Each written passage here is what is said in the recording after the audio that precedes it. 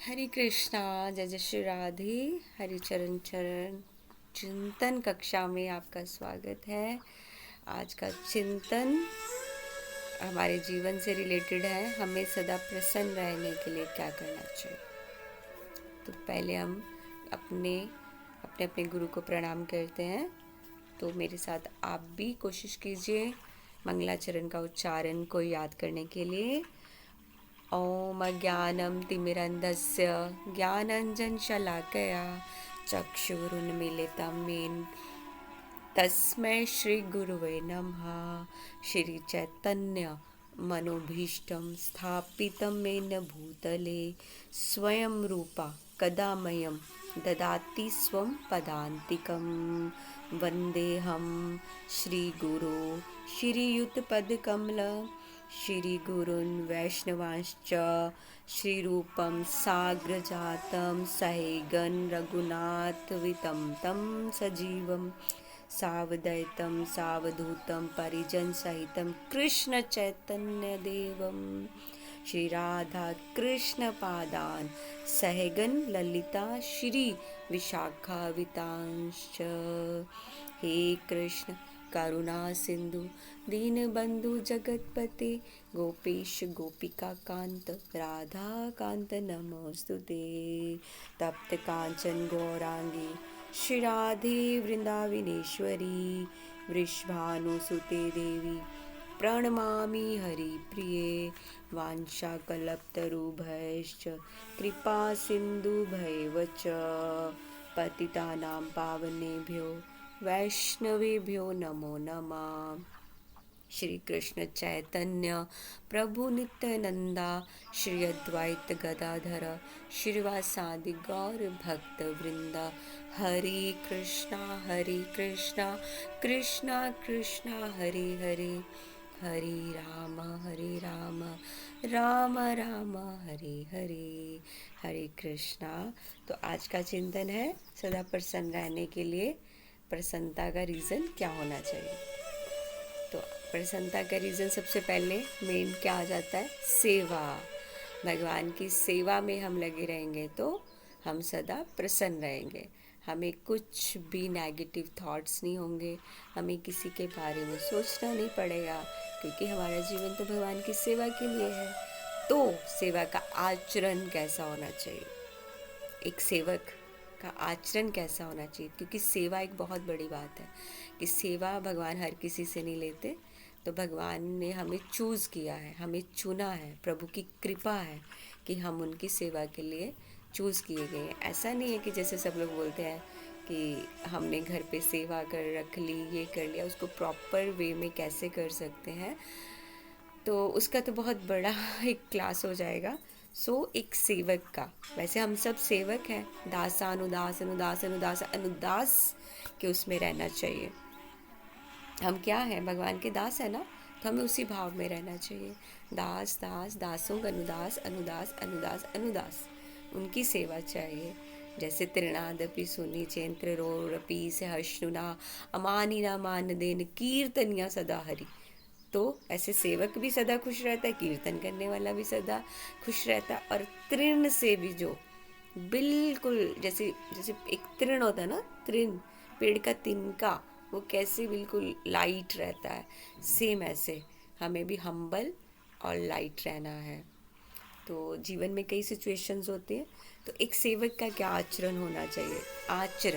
आचरण में अगर हम देवहूति माँ का ले लें, देवहूति माँ ने कर्दम ऋषि की जैसे सेवा की भगवान, और माँ भगवती ने भगवान शिव की जैसे सेवा की। इसी तरह जीव, चलो वो तो पति है ना, देवहूति माँ के कर्दम ऋषि पति, माँ भगवती के शिव पति हैं, तो पति पर जीव का, हर जीवात्मा का पति कौन है, प्रभु। यहाँ पे स्त्री पुरुष का भेद नहीं है, हम मतलब पति के भी जो पति कौन है, पति स्वयं भगवान है, उनसे खूबसूरत कोई नहीं है, वही सबके पति हैं। हर जीवात्मा का पति स्वयं भगवान है, स्वयं प्रभु है। और जो सहचरी हैं, गोपियाँ, सहचरी, मंजरी, कुछ भी बोल लीजिए, उनके पति प्रभु उनके पति तो जुगल सरकार, वो जुगल रूप का भाव करते हैं और जुगल रूप की ही सेवा पूजा करते हैं, उसी में ही अपना चिंतन रखते हैं, उनकी खुशी में ही उनकी प्रसन्नता है। तो सेवा को सुफल बनाने के लिए, मतलब एक सुफला उसमें हो जाए, सेवा सुफला भी होते हैं ना, उसको सफल करने के लिए क्या है, हमें 6 जो मेन, जो मैंने अपने गुरु महाराज से सुना है वही मैं आपसे शेयर कर रही हूँ। 6 दोष हमारे गुरु महाराज हमेशा ये बोलते हैं कि 6 दोषों से हमेशा दूर रहना चाहिए। वासना, दंभ, लोभ, मद, पाप, द्वेष।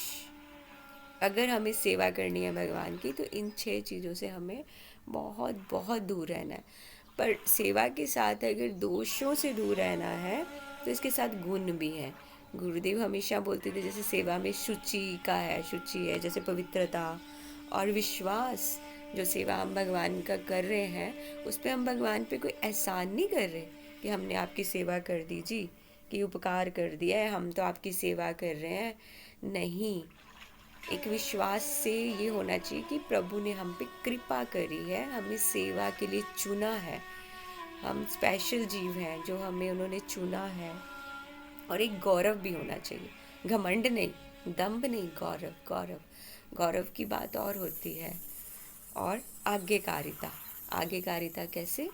अपने गुरु के शरणागति, सरेंडर, भगवान के सरेंडर, गुरु के सरेंडर, गुरु की आज्ञा और अपनी जो हमारी संप्रदाय है, जिस संप्रदाय में है, जैसे शिला प्रभुपाद की कृपा से ये दासी राधा रानी देवी दासी गौड़ीय वैष्णव संप्रदाय में है, तो अपनी संप्रदाय के अकॉर्डिंग हमें सेवा फॉलो करनी चाहिए, क्योंकि गुरु ने हमें वो रूल दिए हैं।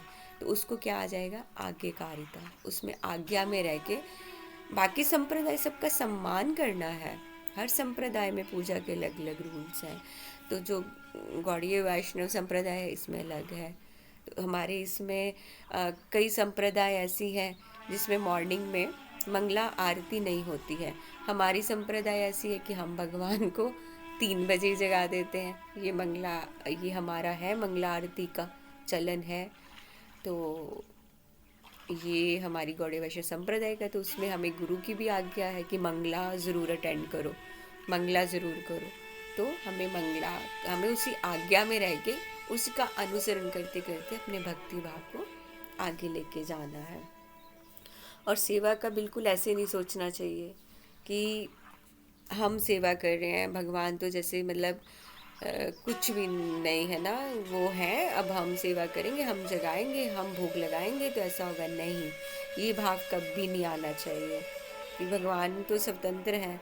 हमें ये सोचना चाहिए हमें जितनी भी पात्रता है, तन से, मन से, धन से, वो हमें पूरी की पूरी लगानी चाहिए। अब मैंने कई लोग देखे हैं जैसे उनकी इच्छा बहुत है, मैं भी उनमें, कि मुझे बहुत सारी हमें सेवा करनी है, ऐसा करना है, पर धन का नहीं हो पाता, इतना कृपा नहीं है, धन से नहीं कर पाते हैं। तो क्यों ना हम तन से करें।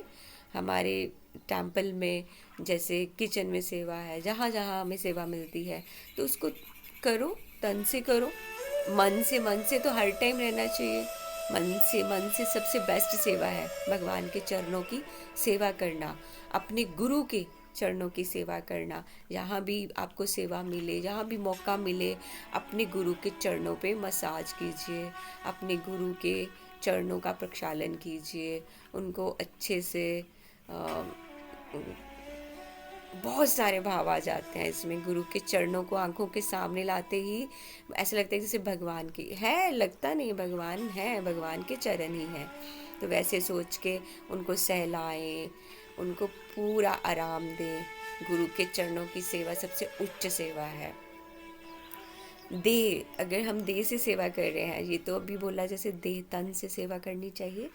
देह तो खे हो जानी, हमारे पंजाबी में ऐसा बोलते हैं, देह तो खे हो जानी है एक दिन। खे मतलब स्वाहा, देह का क्या हो जाएगा? चिता जलेगी और स्वाहा हो जाएगी, स्वाहा हो जाएगी। उसका क्या होगा फिर? उसको एक बर्तन में, मिट्टी के पात्र में भरेंगे और गए, खत्म, है ना। तो जब तक है ये देह, तो कोई ना आशा करते हुए क्यों ना हम इसको भगवान की सेवा में लगाएं, प्रभु की सेवा में लगाएं। भगवान तो किसी से भी करवा लेंगे, भगवान को कोई कमी नहीं है, उनको कोई कमी नहीं है, वो तो किसी से भी करवा लेंगे अगर, और वो तो महान पुरुष होंगे ना जिनको भगवान चूज़ करेंगे अपनी सेवा के लिए। तो इसमें एक एग्जाम्पल है, जैसे जैसे भगवान ने चुना, इतनी सारी वानर सेना थी ना, और हनुमान जी को चूज़ किया, हनुमान जी को मुद्रिका दी और सीता मैया के पास भेजा। कितनी अच्छी सेवा थी। और हनुमान जी को क्या मिला उस सेवा का? उनके हृदय में वास मिला। श्री सीता मैया और श्री राम जी का, है ना, कितना बड़ा वो मिला। भगवान बहुत कृपामय, छोटी सी सेवा के लिए भी वो उनका हृदय अथाह सागर का भरा ना। वो हमें पता नहीं क्या क्या, हम तो एक छोटी सी इच्छा करते ना, उन्होंने पता नहीं हमारे लिए क्या क्या सोचा होता है, तो हमें कितना देते हैं। तो हनुमान जी पे कैसे कृपा हुई। तो देह का अभिमान कभी नहीं करना चाहिए। इस देह को, आपको जो भी पोस्ट मिलती है, आज आप इस पोस्ट पे हैं, कल उस पोस्ट पे हैं, वो देह की पोस्ट है, देह की। इंटरनली आप कितने भगवान से जुड़े हैं ना, इंटरनली आप क्या हो, इंटरनली ये आपकी अंतरात्मा अच्छे से जानती है। अपने पद का गौरव नहीं करना चाहिए कि हम यहाँ हो गए, अब सारी दुनिया नीचे होगी, नहीं, हमेशा नीचे देख के जीना चाहिए। और इस देह का अभिमान कभी नहीं करना चाहिए। देह तो स्व होगी, देह तो के होगी। तो यही थॉट होना चाहिए, जब तक ये देह है हमें भगवान की सेवा करनी है। और भगवान के प्रिय प्रिय प्रिय, भगवान के प्रिय कौन है? गुरु वर्ग, जो हमारे गुरु हैं उनके प्रिय हैं। और हमें भी भगवान का प्रिय बनने की कोशिश करनी चाहिए। वो कैसे करेंगे? सेवा से। परम वैष्णवों को अपने घर पे बुलाइए, उनके लिए प्रसाद की व्यवस्था कीजिए, और बहुत सारी सेवाएं हैं। अगर धन की कृपा है तो धन से भी सेवा करनी चाहिए। मंदिर में अलग अलग फंक्शंस होते हैं, अपने घर पे फंक्शंस कीजिए, ठाकुर जी के छोटे छोटे उत्सव। जैसे मैंने पिछली कक्षा में बताया था, ठाकुर जी को रथ पे बिठाइए, घर पे करिए जगन्नाथ रथ यात्रा। अगर आप लोगों ने देखी होगी तो रथ यात्रा को घर पे ऑर्गेनाइज कीजिए। जैसे शिला प्रभुपाद जब छोटे थे ना, तो प्रभुपाद ने फर्स्ट टाइम रथ यात्रा अपने घर पे बचपन में की थी। तो एक बच्चे थे तब वो रथ यात्रा उन्होंने बच्चों ने मिलके निकाली थी। इसी तरह हमें इस तरह छोटे छोटे उत्सव मनाने चाहिए और अपने आस पड़ोस वालों को बुलाना चाहिए कि देखिए, ताकि उनको भी थोड़ा सा ज्ञान हो कि हमें ऐसे उत्सव करने चाहिए। आज आप करेंगे, कल पड़ोस में होंगे, ऐसे बढ़ता बढ़ते हमारे समाज में होगा। ऐसे ये सेवा भगवान की सब जगह होगी। एक रथ यात्रा है, और छोटे छोटे फेस्टिवल, राधा अष्टमी, जन्माष्टमी, जैसे हमारे षड गोस्वामी हैं, उनके तिरोभाव दिवस, उनको सबको मनाना, सेलिब्रेशन करना, ये सबसे भगवान बहुत बहुत खुश होते हैं। क्योंकि सेवा प्रधान है, सेवा प्रधान है, कीर्तन है। जैसे एक क्लास में मैंने आपको बताया था, श्रवणम कीर्तनम स्मरणम विष्णुपाद सेवनम अर्चनम, ये सब वंदनम साख्य दास्यम, मतलब किसी भी तरह से हम भगवान की सेवा कर सकते हैं। अगर धन नहीं है तो तन से करें, तन नहीं है तो मन से करें। अगर आप सेवा में हाजिर नहीं हो सकते हैं तो मन को कम से कम वहाँ रखिए कि मन का तार जुड़ा रहे परमात्मा के साथ। सो आज की कक्षा में यहीं पे विश्राम करते हैं। आज का चिंतन, सेवा से ही हम प्रसन्न रह सकते हैं। तो आई होप आज आप भगवान की बहुत अच्छी सेवा करेंगे, उनका श्रृंगार करेंगे और सौ बार अपने भगवान को निहारेंगे। तो हो सके मुझे आप अपने अपने भगवान की पिक्चर ज़रूर अपडेट करें, और मैं देखना चाहूँगी कि आपने कैसा कैसा श्रृंगार किया और क्या क्या सेवा की, कैसा कैसा भोग भगवान को अर्पण किया, फिर वो प्रसाद रूप में आपने ग्रहण किया। तो आज की सेवा में श्री जी की जय, श्री श्री राधा श्याम सुंदर की जय, कृष्ण बलराम की जय, श्री श्री गौर निताई की जय, शिला प्रभुपाद की जय, हिज होलीनेस राधा गोविंद गोस्वामी महाराज की जय, वृंदावन धाम की जय। वांछा कल्पतरुभ्यश्च कृपा सिंधु भवेश्च पतितानां पावनेभ्यो वैष्णवेभ्यो नमो नमः। मुझसे कोई त्रुटि हो तो मुझे क्षमा कीजिएगा। जय जय श्री राधे श्याम।